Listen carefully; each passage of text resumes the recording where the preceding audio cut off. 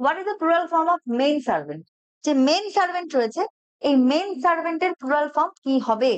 Main servant মানে একজন যে মেল মানে চাকর আর কি।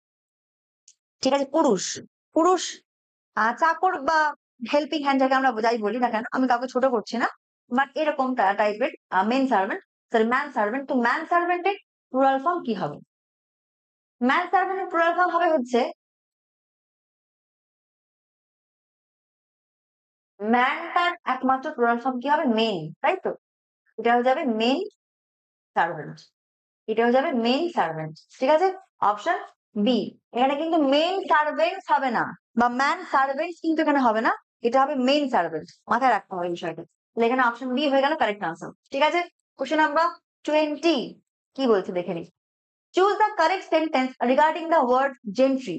এই যে জেন্ট্রি শব্দটা রয়েছে, এই জেন্ট্রির পরিপ্রেক্ষিতে আমাদের কারেক্ট সেন্টেন্স চুজ করতে হবে।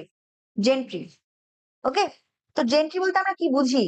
জেন্ট্রি বলতে আমরা কি বুঝি? জেন্ট্রি বলতে আমরা বুঝি হচ্ছে ভদ্র সম্প্রদায়। অনেকগুলো ভদ্রলোককে আমরা একসাথে কি বলি? জেন্ট্রি বলি। তাহলে অনেকগুলো ভদ্রলোককে যখন আমরা একসাথে বোঝাবো, তখন সেক্ষেত্রে আমরা কি ইউজ করব? অবশ্যই প্লুরাল ভার্ব ইউজ করব, সিঙ্গুলার ভার্ব নয়।